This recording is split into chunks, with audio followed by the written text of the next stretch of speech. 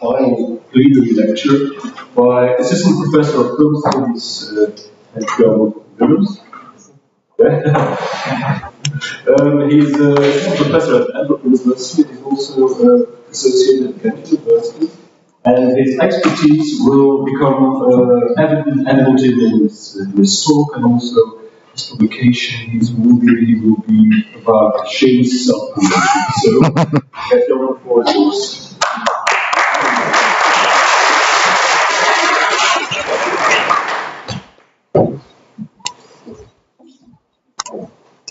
Okay, good afternoon, everyone. It's an honor for me to close this conference on nationalism and media. So thank you, Hanno, for inviting me. Thanks for the other conference organizers, Eva, David, John, and all the other people involved. And a special word of thanks to my colleague Maarten. I thought, Maarten, that you would really ask me much more in terms of practical organization, and I was really prepared for that.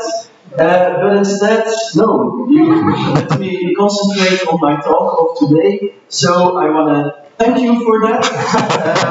And thank you all for the enormous amount of invisible work that always comes along with organizing a conference. And I also thought like this is a media conference as well, and I have seen so few gifts, so this slide wants to make up for that. But thank you. It has made the last days to, personally speaking, a pleasant experience, but also into a very relevant academic event, I think, because it succeeded in stimulating academic exchange between scholars working at the intersection of nationalism and media, which until the present day remains a fairly underdeveloped research field. And it's maybe somewhat surprising, given that many of the classic nationalism works and authors have explicitly pointed at the importance of media. And this is actually the starting point of Michael Skay's overview piece on nationalism and media on the great website, the State of Nationalism. And he makes the same starting observation, actually. And so I think that this conference is a very important event for giving nationalism and media a more prominent place on the academic research agenda.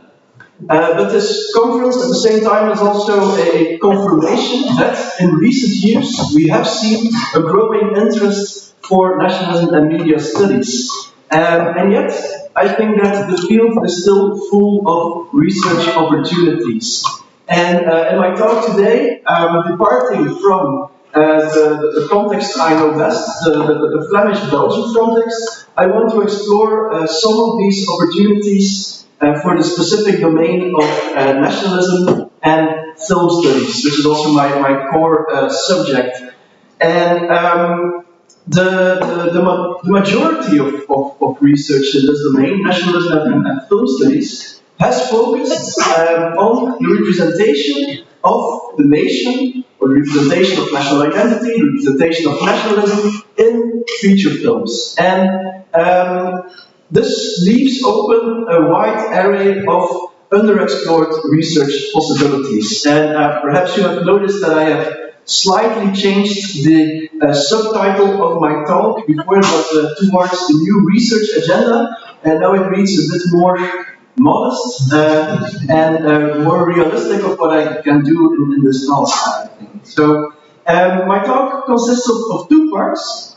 In the first part, I will talk about some general observations, recommendations, opportunities, including the importance of a broad conception of nationalism, the value of integrated analysis, by which I mean combining textual film analysis with production and reception analysis, the need to study shadow cinema, as it's called, and the importance of the notion of multiplicity, after which, in the second part of my talk, I will explore the potential of non-theatrical films, and especially of home movies, for nationalism research from below. And I will illustrate this by analyzing one specific home movie, which that I hope to show can tell us a lot.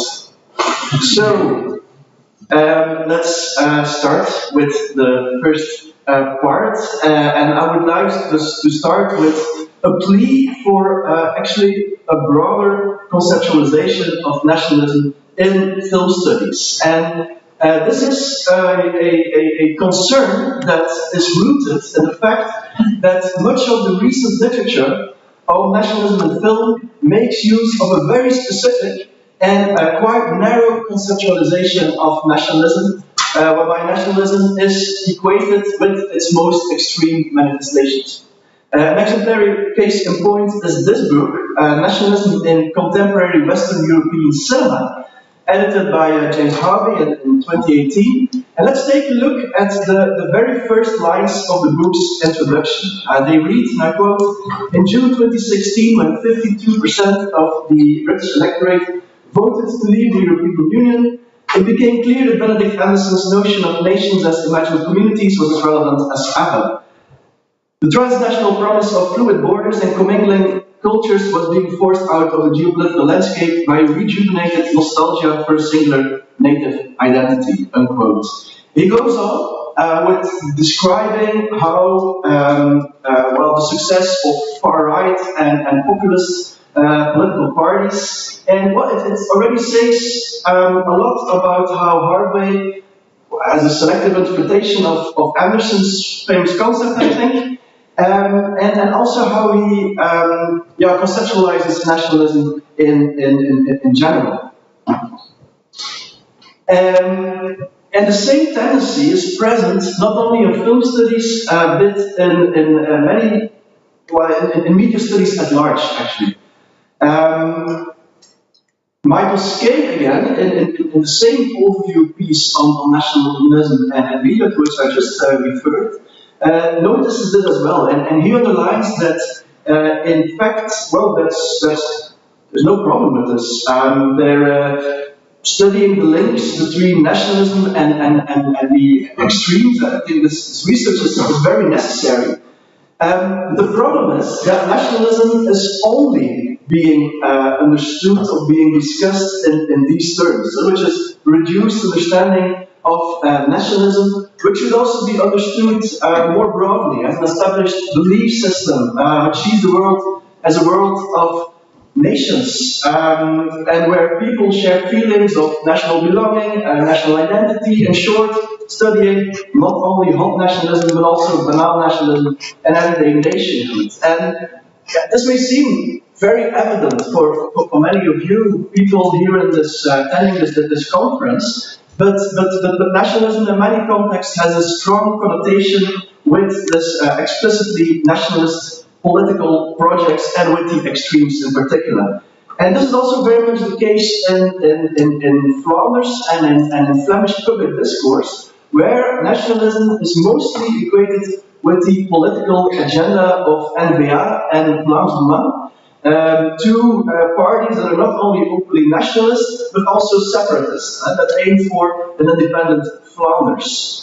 And that is the reason why Martin announced that I would have some shameless self-promotion, so here it is. That is the reason when editing this book, together with my dear colleague Bruno de Wever, in 2020, we choose as the subtitle, it reads, it's in Dutch, but it reads, "The History of Media and Nation Building in Flanders." So we deliberately put nation building there in the title instead of nationalism, which would have also covered the book, but to immediately make clear within this Flemish public discourse that we are looking at more subtle manifestations of nationalism as well. Now, I don't want to say that more subtle forms of nationalism don't receive any attention within film studies. Actually, quite the contrary. This Google Scholar search for film and national identity says enough, I think. It only includes publications since 2022, and you have 2,000 results. Of course, they are not all as relevant, but still, it says something. Interesting, however, these studies on film and national identity mostly avoid the term nationalism, as if there's no connection at all between national identity and nationalism, or between national cinema, which is a key concept in film studies, between national cinema and nationalism. And I don't think that makes these studies less relevant for film and national studies, but it shows the rather limited engagement of film studies with nationalism studies. Another restriction of these studies is of a methodological nature. The vast majority of studies is based upon textual film analysis, analyzing what you can see on screen, what you can hear from the sound. And these studies address the ways in which nations and national identities are imagined, how they are represented in films. And personally, I'm a big fan of this kind of research, and we'll do a bit of it later on in this talk. But I want to argue that there is lots to gain from combining the examination of the nation on the screen with an examination of the nation beyond the screen. How nationalism plays a role in also the production, the distribution, the reception of films. And here is my second instance of shameless self-promotion. This plea that I shortly summarize here is really at the core of this article which I wrote together my colleagues Niall Wildrest and Roel van de Winkel, and which was published in Nationalism last year. And let me illustrate the main point of this article by means of one specific example, probably the most popular Flemish film in history, called Whitey, de Witte. It's a film from 1934, one of the very first sound films in Belgium, and a real milestone in Flemish film history. And let's talk about film, so let's watch the opening minutes of the film together.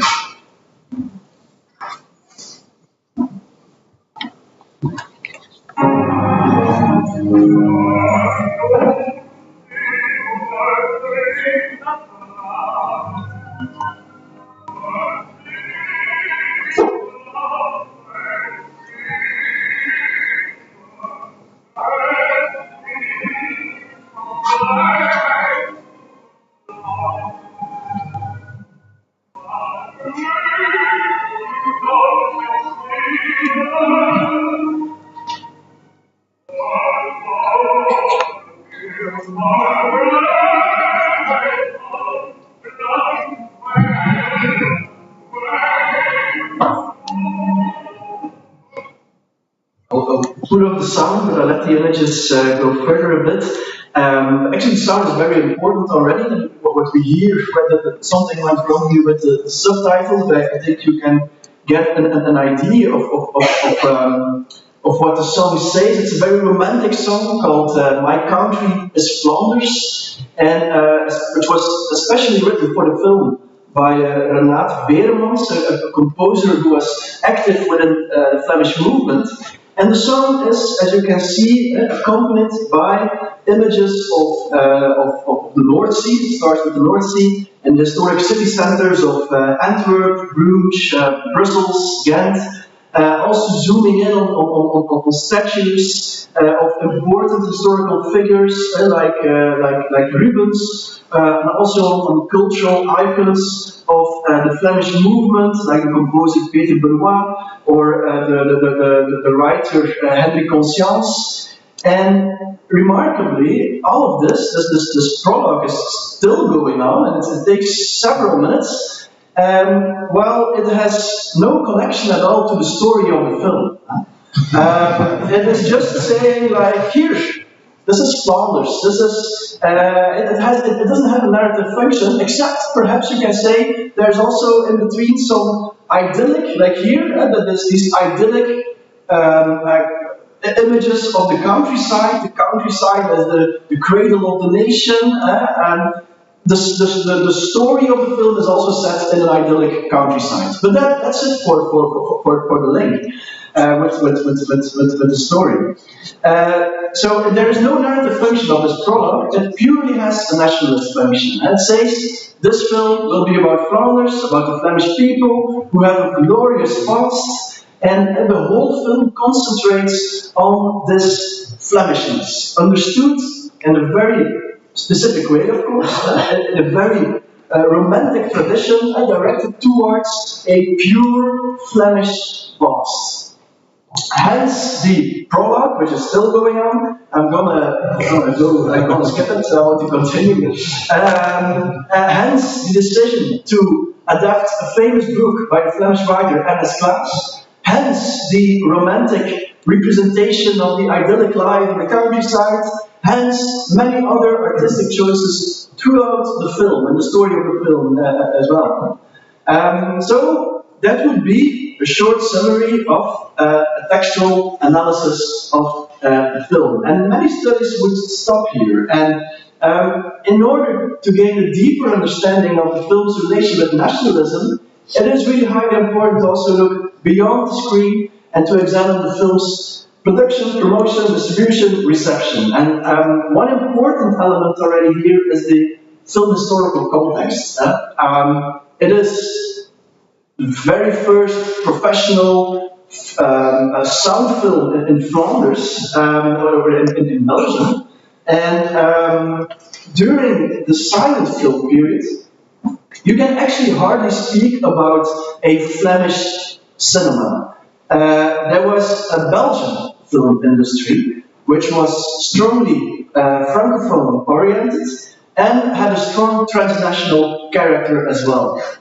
Now, in the early 1930s, with the coming of sound in film, language would of course play a much bigger role, which would stimulate the development, together with other historical factors that are at play here.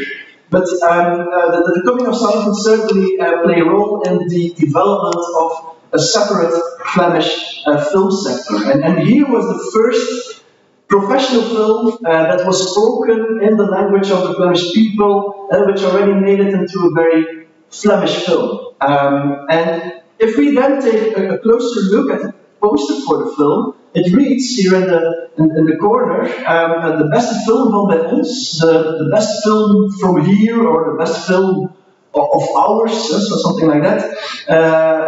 And throughout the promotion campaign, and also during the production of the film, and many newspaper articles and so forth, both the filmmakers and the journalists emphasized the Flemishness of the films on various levels. The discourse was really like, here we finally have a Flemish film made by Flemish people, made for Flemish people.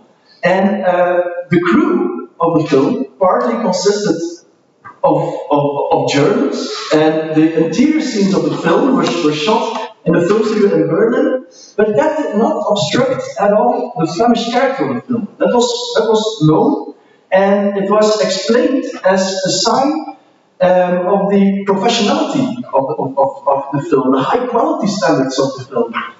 There was no Flemish film industry yet, with trained technicians and everything, but they were working on it by learning from the best, the journalists. At the same time, the role of the journalists in this film was minimized. And this was especially true for this German woman, Edith Kiel. She is very correctly credited as a screenwriter of the film, but not as the director of the film. While research has shown that, in fact, she was the main director. Instead, the producer of the film, Jan van der Heijden, he gets the credit together with Willems. So apparently, giving the credit of the important role of the director to a German was a bridge too far. The fact that she was a woman, an unwed mother, Van der Heijden's mistress, also contributed to the fact that she could not play a public role. So this is also, I think, a very good example of how women have been erased from film history. And there's a lot more to say about the production and reception of this film, much of which can be read in this book.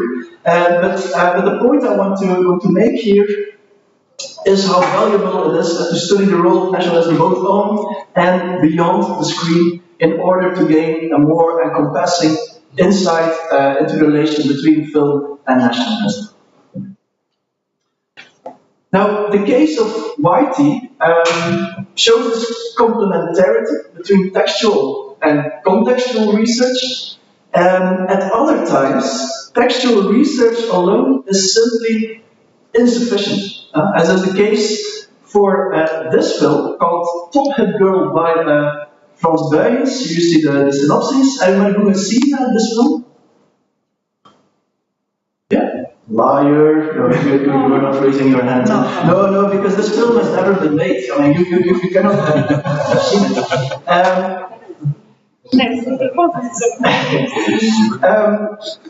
It's a film on which Frans Buyens worked at the end of the 60s, but that was never realized. It's part of this large history of what is sometimes called shadow cinema. And this means that there is simply no possibility to make a textual analysis of the film. There is no film. And yet, Top Hat Girl, as a film project, is extremely important case to understand the relation between nationalism and cinema in Flanders. Let me explain why. The film was set up as a musical comedy. Of course, we can do a bit of textual analysis. There is a synopsis, there are interviews, there are documents with which we can more or less reconstruct how the film was envisioned. And it was set up as a musical comedy revolving around a French-speaking young man from Brussels who, together with a balloon, travels through Flanders. And much of the humor in the film came from a satirical treatment of the Flemish Francophone encounter and Belgian community difficulties in general. And Frans Buyens, the director, he applied for official support for this project, and he received a green light from the Flemish Film Commission, who would distribute the subsidies. So everything was being prepared to be shot, casting was ready, locations everything was really ready, and then a few weeks before shooting of the film was actually going to start, Buyens received the news that the Minister of Culture, Catholic politician Frans van Mechelen, refused to fund the project against the advice of his film commission. The Minister of Culture did not want to support a film that would ridicule the Flemish movement and the Flemish emancipation, which he supported. And this was quite a controversial decision. Normally, if you get a positive advice, it's like automatically the minister says, okay, but here not. And that is why the minister tried to give it as little visibility as possible, this decision. And he asked Buyens not to talk about it, and his strategy to do this was to allow Buyens to make another film, for which he would receive immediately support, priority support, and the minister, well, he had it like, well, preferably not a satirical treatment of the Flemish movement, but a literature adaptation. That would be really nice. And so I'm sure Buyens for a moment wanted to kill the minister.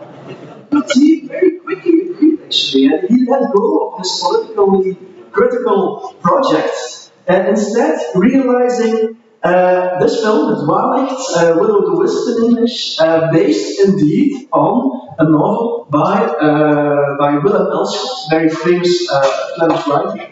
So instead of a satirical treatment of the Flemish movement and Belgian community difficulties, Flemish cinema saw yet another adaptation of literary classic, thereby contributing to the Flemish literary canon and confirming the national culture instead of critically investigating it. And this case of an unmade film demonstrates how the Flemish film landscape could be heavily influenced by Flemish nationalist ideology. And film history is full of this kind of phantom films, it's also sometimes called, or shadow cinema, it's called in this recent book. And I think that when examining the relation between nationalism and film, the question which films have been made is as important as the question which films have not been made and for what reasons have they not been made. That's very crucial. Now, Top Hat Girl is also exemplary for another argument I'd like to make, and namely about the importance of multiplicity.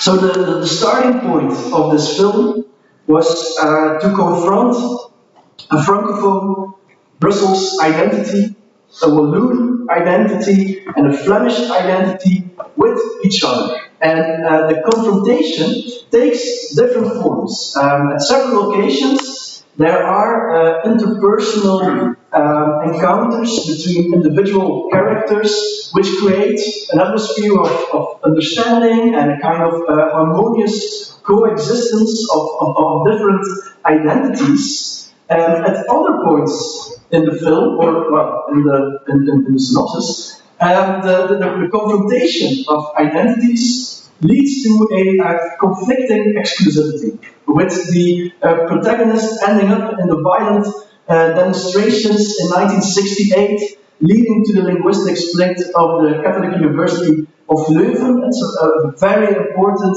event in the history of the Belgian community question, known as Flanders as Leuven Vlaams, Leuven Flemish, and Wallonia as Walen Buiten, out with the Walloons, here Walen go. So this is also present in the film. But further, throughout the synopsis, throughout this film project, a Belgian identity had to emerge. That was the idea of the director of Frans Buijs, a Belgian identity that was precisely marked by this ambivalence. And the film project seemed to argue that the lack of a distinct national identity, the confrontation of several different identities, is precisely at the core of a Belgian identity. And this argument, referred to as the Belgitude argument often, was a recurring theme in several other films throughout the second half of the 20th century, most notably in the films by André Delvaux. Well, of course, in a Belgian context, this coexistence of multiple national discourses is very pronounced. But actually, if you pay attention to it, also internationally, mono-national film, I would argue, is rather an exception. Furthermore, in many films, national discourses are put in relation with subnational and transnational discourses. Take a film like Nemen sterven in de Haven, Seagulls Die in the Harbor. It's a film from 1955. It embodies, on the one hand, a very strong local Antwerp identity, for example, through its imagery of very recognizable Antwerp settings, historical settings, and in this fragment, which I've speed up a bit, we start in the historical heart of Antwerp, and we slowly see the harbor appearing. I think this is a fragment that kind of symbolizes the combination of a local identity with a transnational identity of the harbor and the metropole. And also the style of the film is very much in accordance with an emerging European modernist cinema, the focus on the anonymity of the people in the metropole and so forth. Belgium, of course, is also present, and then the marketing and reception of the film emphasized the Flemishness of the film. It was often marketed as the first Flemish film because it was like the first,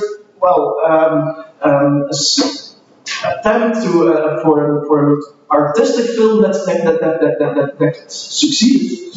And also the financing of the film was largely through a figure from the Flemish movement, Bruno de Winter. But my argument here is that if we want to make sense of how nationalism relates to film, we have to give also a more central place to this notion of multiplicity, both in terms of attention for multiple coexisting national discourses, and in terms of the relations between national, subnational, and transnational discourses.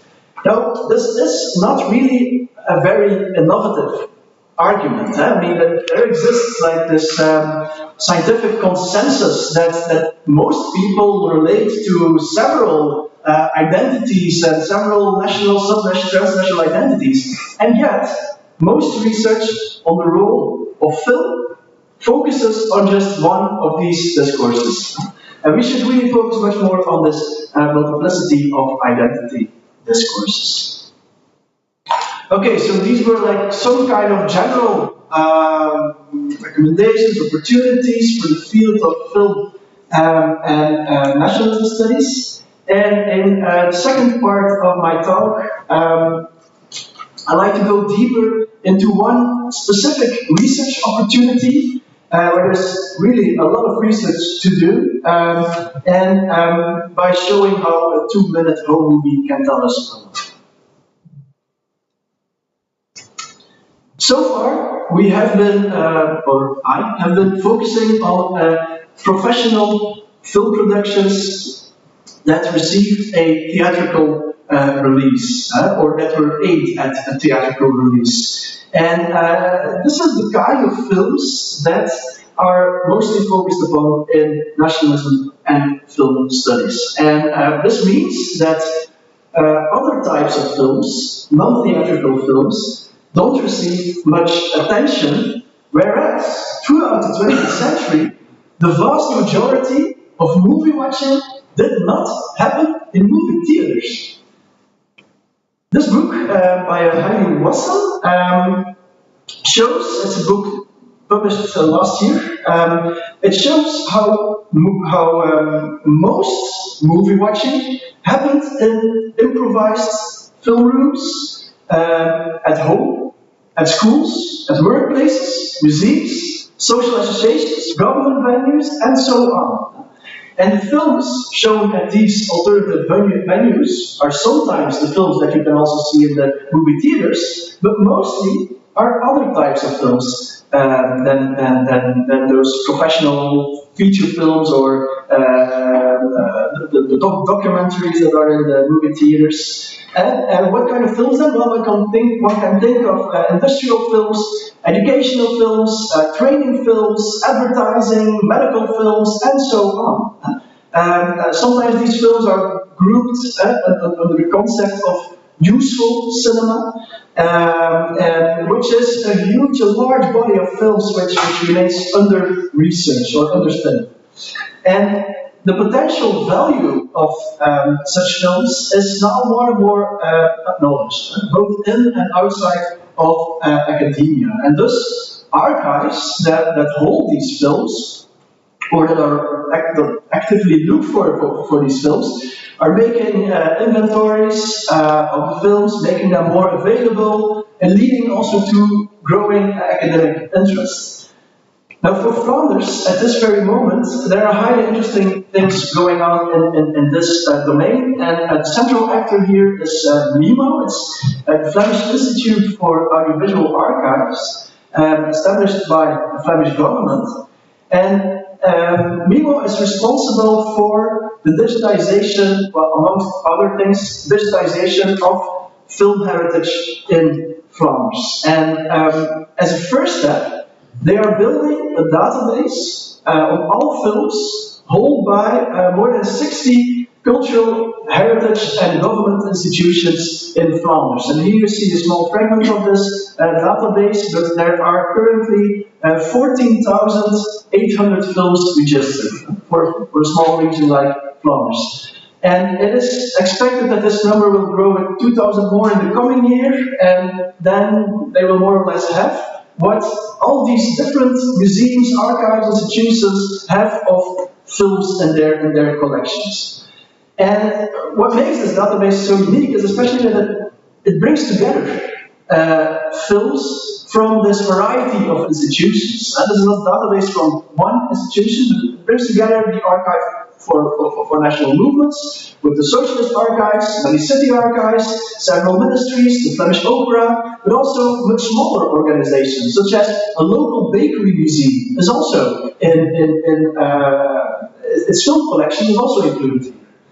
And now this database is still in development, and I am not yet very familiar with this material, but it seems evident that film collections like these provide underexplored opportunities for nationalism studies.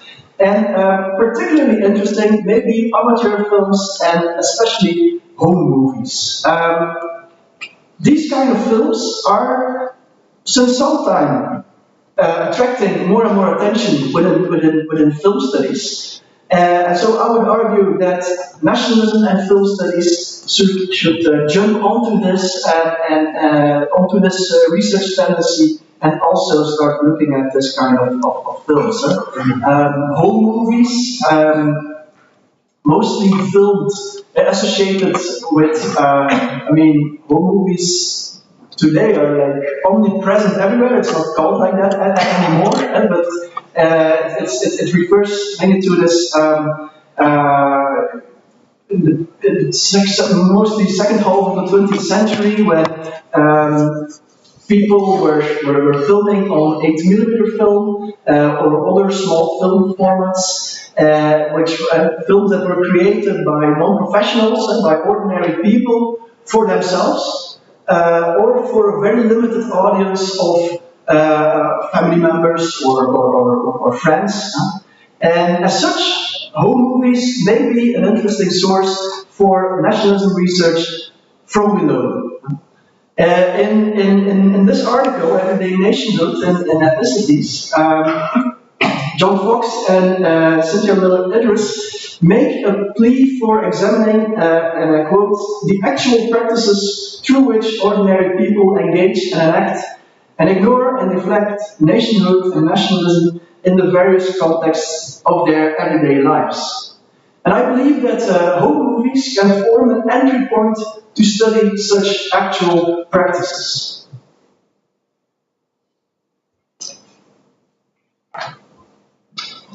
However, we should be aware that there are limitations involved here. An evident limitation is that home movies do not cover every aspect of everyday life. No, the films focus on specific moments and events of which people think they are worthy to film. So actually not the ordinary everyday, mostly, but the special everyday. And this is interesting as well, I think, because it says something about what people value as important, well, and mostly as joyful. I mean, I've come across many films many home movies of weddings, but I haven't seen a single film on a divorce. So it's about a certain type of events that people think are important, or that they have a curiosity for, or so. Now, an important archive for home movies in Flanders is Huis van Alain. It's the Museum of Daily Life, located in Ghent. And their collection of home movies spans a period from the 1920s until the 1990s, with an emphasis on the 50s, 60s, and 70s. This is the heyday of 8mm film. And when we look at the main subjects of these films in their collection, we can see that the number one subject is tourism. And this even excludes tourism to the coast, which is the second most popular subject. Other popular subjects are weddings, birthdays, religious holidays, religious rituals, but also animals and sports. And we can note from this list, well, it's in Dutch, but believe me, the direct links with the nation are absent in this list. But of course, it's not because the film is not focused on the nation as a central theme that the nation is not present in the film. And the films can still offer insights into how nations have become a taken for granted part of the landscape of things, as Fox and Willems put it. The question then becomes, to what extent and how are national sentiments, symbols, frameworks present in home movies? And answering this question could contribute to nationalism research from below. And we should be careful. Just like the films do not show everything of everyday life. These films also don't give insight in the lives of every ordinary person, of ordinary people in general. No. Most of these films are made by a specific group of ordinary people. Basically, it's people like me, white, male, middle class, ordinary people. These are the main group of filmmakers, also of the home movies. It's the same profile of professional filmmakers in Flanders and elsewhere throughout the 20th century. Yet, well, elsewhere in Europe. Compared to these professional films, there are slightly more non-dominant profiles present both before and behind the camera of home movies. Well, at least in this collection of the Museum of Daily Life. And I think that these films deserve special attention as they form entry points to study non-dominant groups that in film history are generally ignored. And that is why, for the remainder of the time, I'd like to show you and analyze one such example in depth. It's actually the very first film that I saw when I visited the Huis van Lijn to browse through their home movie collection. And so I entered there and I was talking to the archivist, and for some reason I mentioned that I live in a street called Mayhem, in the street in Ghent, and she said, oh, okay, we have a film that was largely shot in that street and in the surrounding streets. So, okay, I started my exploration of the collection with watching this film, and it's the film that is on screen here. The film is shot in 1976 in this neighborhood in Ghent that is marked by a large population of Turkish migrants who, from 1964 on, were invited to Belgium to come to work. And the film is titled Little Turkey, which already gives a very prominent national layer to the film, of course. And already the first frame of the film, it's less visible than on my screen, but okay. The first frame of the film already suggests a certain distance between the camera, filmmaker, and the people and environments that are filmed. It's kind of symbolized by the little pillars mark the entrance of a typical side street where Turkish migrant workers were housed.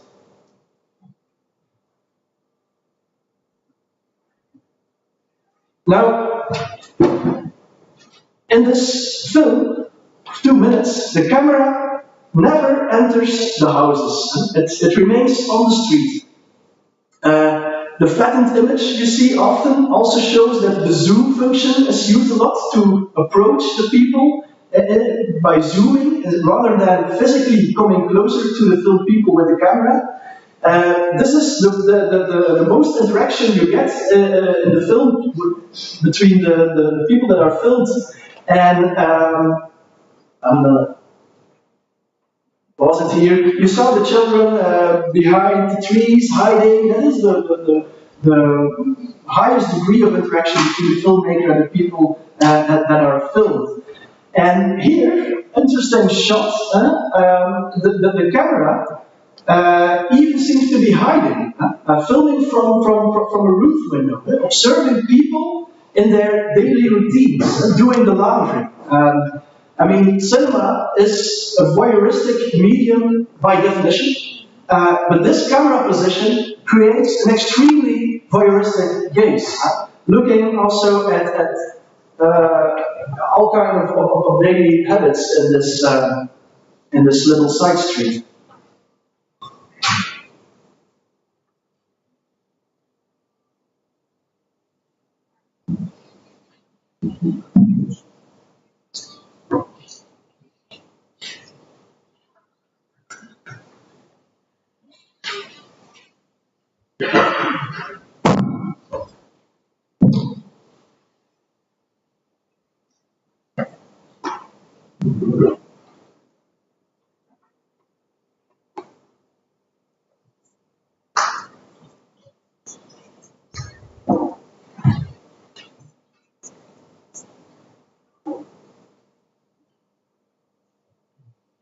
Now, these stylistic choices that I've just described raise the suspicion that the images were made by an outsider, somebody who's not part of the community that is filmed. And indeed, this filmmaker was Paula Da.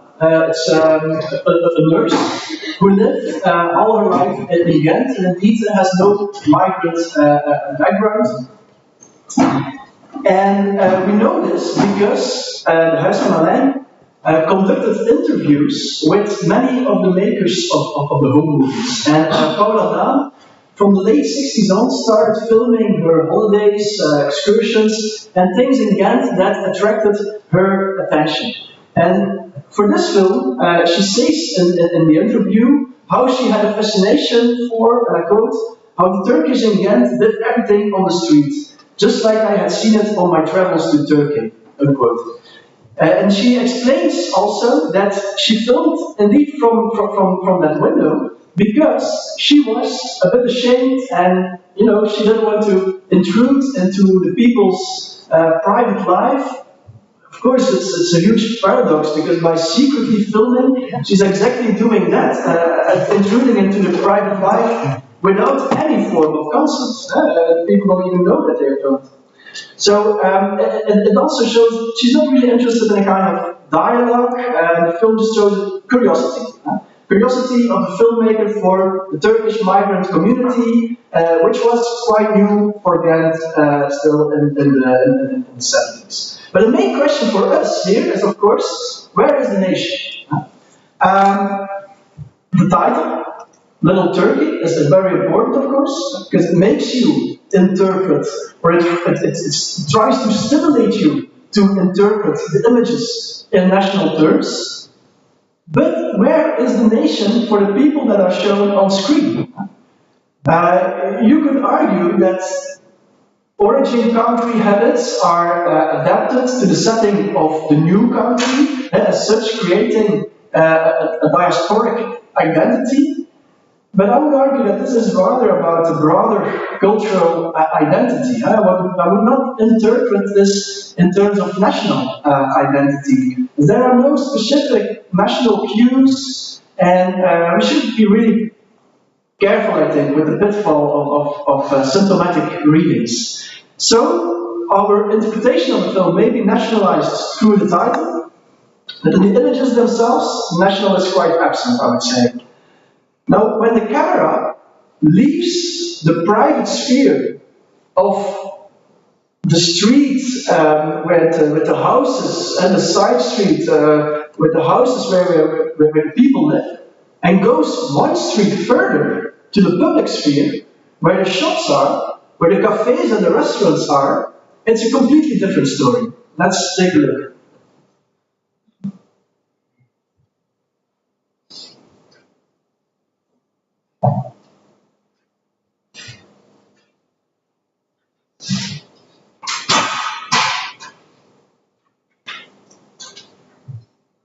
What you see here is a shop. It features a lot of written text. It reads, it's not very visible, but in between, just above the big white letters, it reads Emirdağ. And Emirdağ is a small city in Turkey where many of the Turkish migrants living in Ghent come from. And at the same time, the shop makes reference not only to this local origin community of the migrants, but also to the origin country in general. By naming the shop in Dutch Istanbul Winkel, the Istanbul shop, so by means of the Dutch language and the reference to Turkey's most famous city, the shop aims at communicating to people in Ghent without a Turkish background. But what dominates is the communication to the Turkish community. Apart from Emirdağ, also Vatan Bakaliyesi is written on the window, which literally means fatherland grocery shop. So this shop is an example of how national cues of the origin country are evidently present in the everyday life of Turkish migrants in Belgium and get a kind of diasporic result. Now, let's continue watching. Back to the private. Note as well the representation in terms of age and gender. Children and women are part of the private sphere, where the household is being done. Men are part of the public sphere. They are in the street with the shops and the cafes and the national references, which is also an example of how the nation can be gendered. I wanted to stop at this image. This is Café Ankara. It's not very possible to read on that screen, but it's called Café Ankara, named after Turkey's capital. And at the same time, so you have again this reference. At the same time, there's a very strong Belgian reference, of course, as the facade is dominated by advertisements of Roman, which Roman is the oldest still existing Belgian brewery. And Romy Pilsen is its most famous product. On the left, we see the other restaurants, and that is, has an advertisement for Luxor pills. Another Belgian, famous Belgian beer brand from the time, doesn't exist anymore. And this is the facade of the cafe restaurant Bogajici, which is the Turkish name for the Bosphorus River. And here, the cafe signboard, and makes this Belgian-Turkish intermingling very explicit, of course, by presenting the flags of both countries side by side. So you have multiple national frameworks here, and the national hues are Turkish, Belgian, not Flemish, and yet a Flemish layer is present, I would say. Not in the film itself, not in the time when the film was made, but in the present. Now that the film is institutionalized, before the film was privately owned, then in 2007 became part of the Museum of Daily Life, and right now the film is part of this huge collection of films brought together by Mimo, and it officially forms part of Flemish audiovisual heritage, of which the preservation is supported by the Flemish government. And so by including this film in the collection, a Turkish-Belgian diasporic identity becomes part of a Flemish identity. So, to conclude, at first sight, I think that the significance of these quite random amateur recordings may not immediately be clear, but if you take a closer look, I think it reveals quite a lot of interesting information on three levels: about the subject that is filmed, or what we see on the screen, about the filmmaker and her relation to the film subject. Both the style of the film and the contextual information, such as the title and the interview, are very important here. And third, about how the film is framed in the present. And throughout these levels, there are many different relations to the national. The nation may be absent, it may be Turkish, it may be Belgian, it may be diasporic, it may be Flemish, and it can have different imaginations of what all of these national identities would mean. And these different identities are also in complex relationships with each other. And in this way, I think that this fragment sums up several of the research avenues about which I have been talking throughout my lecture here, including the importance of a broad conceptualization of nationalism, the notion of multiplicity, the value of integrated film analysis, and the value of studying not only theatrical feature films, but also all kinds of other types of films, and to pay special attention to underrepresented groups.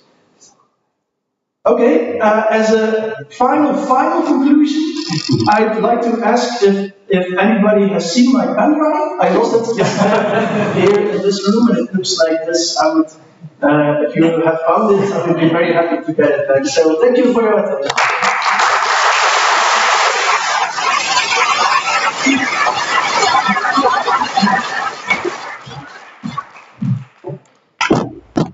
you, Gertjan, for this enlightening and entertaining talk. You've tried to wrong-foot your audience with a slightly unique question: who has seen this movie about a non-existent movie? But now, your